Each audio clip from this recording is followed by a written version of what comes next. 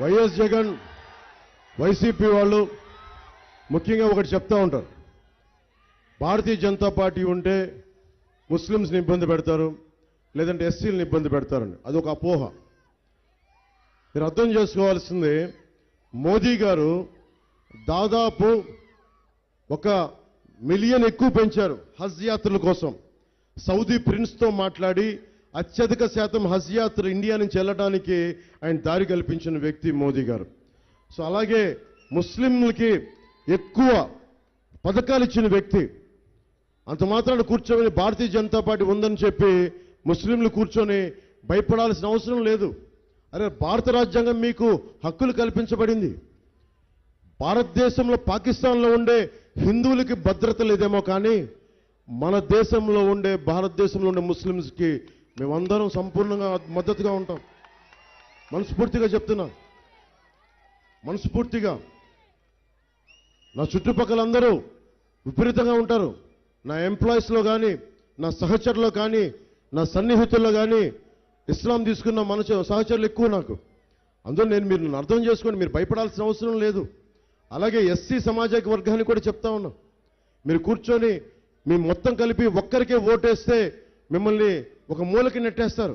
కేవలం ఎస్సీ సామాజిక వర్గం అంతా కూర్చొని మొత్తం వైసీపీ వైపు వెళ్ళిపోద్దని చెప్పేసి మిమ్మల్ని పక్కన పెట్టే పరిస్థితులు వస్తాయి. నేను చెప్తున్నాను, నేను మీకు అండగా నిలబడేవాడిని. నిజంగా నేను విద్యను తీసుకుంది నాకు దళిత టీచర్ల వల్ల. అందుకే ఆ దళిత టీచర్లని మనసుతో నాకు గొప్ప జ్ఞానం ఇచ్చిన వ్యక్తులు. అలాంటి వ్యక్తులందరూ దృష్టిలో పెట్టుకొని అంబేద్కర్ గారిని స్ఫూర్తిగా తీసుకున్న వ్యక్తిని, జాషువా గారిని గుండెల్లో నింపుకున్న వ్యక్తిని మీకు అన్యాయం ఎందుకు కలగజేస్తాం? అలాగే దామోదరం సంజయ్ గారి గురించి ఎవరు మాట్లాడారు? ఎప్పుడన్నా వైసీపీ మనకి వైఎస్ ప్రభుత్వం వైఎస్ జగన్ మాట్లాడాడా? ఎప్పుడన్నా వైసీపీ వాళ్ళు మాట్లాడారు దామోదరం సంజయ్ గారి గురించి? దళిత ముఖ్యమంత్రి, మొదటి దళిత ముఖ్యమంత్రి ఒక్కడు మాట్లాడారా ఈరోజు దాకా? వైసీపీ నాయకులంతా వాళ్ళ ఇంట్లోనే అని చెప్తారు. కానీ మేమందరినీ సమానంగా గౌరవించే సమాజం ఇది. అందరినీ గుండెల్లో పెట్టుకునే సమాజం, సమాజం కోసం ప్రయత్నించేది జనసేన పార్టీ. మా కూటమి కూడా సమాజాన్ని ముందుకు తీసుకెళ్లేది. మీ అందరికీ అండగా ఉండాలని తెలియజేసుకుంటూ, మే 13 జరిగే ఎన్నికల్లో మీరు బద్దలు కొట్టేయండి. వైఎస్ జగన్ ఇలా అడుగుతున్నాడు ఓట్లు, మేము ఇలా అడుగుతున్నాం ఓట్లు. తల వంచి అడుగుతున్నాం. వైఎస్ బెదిరిస్తున్నాడు, ఓట్లేస్తారా ఈరా అని. మీరు ఓటేసి జగన్కి ఇలాగే చూపించండి, మేము కూటమికి ఓటేసామని చూపించండి. మీ అందరికీ పేరు పేరున ధన్యవాదాలు తెలుపుకుంటూ, మీ అందరికీ కష్టం చూడండి. దశాబ్దం కాలం ఏ పదవి లేకుండా నడిపా. దశాబ్దం కాలం చిన్నపాటి. ఇప్పుడు మనకి కూటమి ప్రభుత్వం వస్తుందంటే అది కేవలం తెలుగుదేశం ప్రభుత్వం కాదు, అందులో జనసేన కూడా ఉంటుంది, భారతీయ జనతా పార్టీ ఉంటుంది. అందరూ సమిష్టిగా కూర్చొని నేను చంద్రబాబు గారు ఆలోచించాం. స్కిల్ డెవలప్మెంట్ గురించి ఆలోచించాం. మీ కులం ఏంటని అడుగుతారు, మీ ఉపకులం ఏంటని అడుగుతారు. నీకు ఏం నేర్చుకోవాలని అడగరు, నీకు ఏం అవ్వాలని అడగరు. పెమ్మసాని చంద్రశేఖర్ గారిని అడగరు, వాళ్ళ నాన్నగారు అడుగుండొచ్చు నీకు ఏం అవ్వాలని ఉందని. ఆ స్కిల్ ఏదో నేర్పించారు, అమెరికా దాకా వెళ్ళారు. ఇలాంటి ప్రభుత్వం చిరంజీవి గారు ఉన్నారు. నీకేం కావాలో నాకు తెలియలా.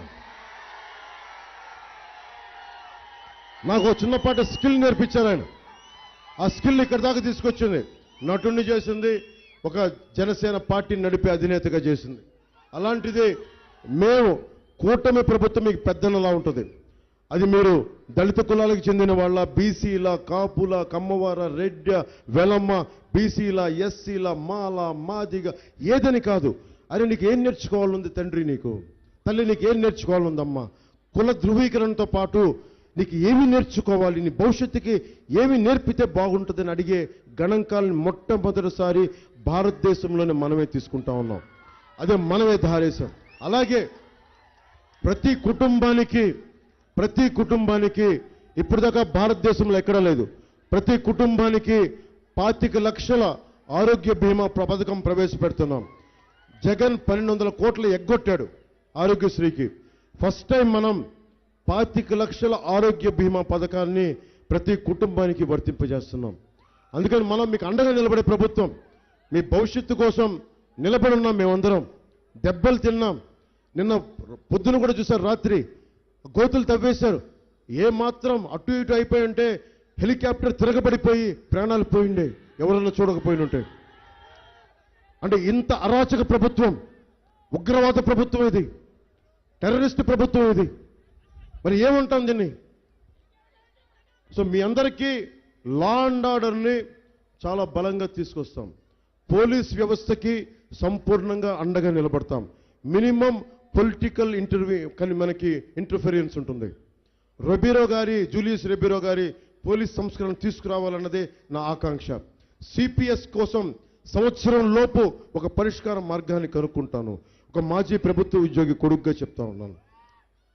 అలాగే టీచర్లకి మీ గౌరవ భంగం కలిగించకుండా మీ ఉన్నతికి మేము దారులేస్తామని తెలియజేసుకుంటూ, రైతుకి, విద్యార్థులకి, ఆడబిడ్డలకి, అందరికీ కులాలకు అతీతంగా అందరికీ అండగా ఉండే ప్రభుత్వం వస్తుంది.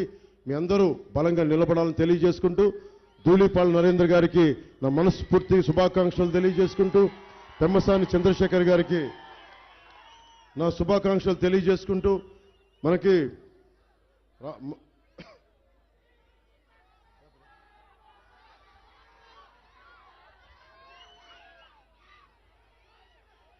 మార్కండేయ బాబు గారు నాకు తమలపాకులు ఇచ్చారు.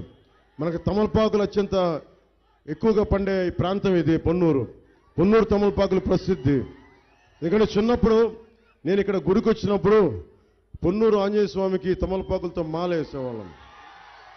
అలాంటి తమలపాకుల్ని మరింత లాభసాటిగా ఉండేలాగా మేము ముందుకు తీసుకెళ్తాం. అలాగే మా జిల్లా అధ్యక్షులు గాదే వెంకటేశ్వరరావు గారికి, మనకి జిఎస్పి కోఆర్డినేటర్ మార్కండేయ బాబు గారికి, మన బీజేపీ గుంటూరు జిల్లా అధ్యక్షులు వనమా నరేంద్ర గారికి, పొన్నూరు బీజేపీ కన్వీనర్ వివి సుధాకర్ గారికి మనస్ఫూర్తిగా నా కృతజ్ఞతలు తెలియజేసుకుంటూ, నా శుభాకాంక్షలు తెలియజేసుకుంటూ, ఇంత మండు టెండలో నలిగిపోతూ మీరు వచ్చి శ్రద్ధగా విన్నందుకు మీ అందరికీ హృదయపూర్వక ధన్యవాదాలు తెలియజేసుకుంటూ, మీరు, మీ బిడ్డలు, అక్కడున్న ఆడపడుచులు, పెద్దలు అందరూ ఆ భగవంతుడు ఆంజనేయ స్వామి, వేణుగోపాల స్వామి అందరూ ఆశీస్సులతోటి, ఆ జీసస్ క్రైస్ట్ ఆశీస్సులతోటి, అల్లా ఆశీస్సులతోటి మీరందరూ నిండు నూరేళ్లు ఆరోగ్యంగా బతకాలని, మీకు దేవుడు మీ బిడ్డల భవిష్యత్తుని చల్లగా చూడ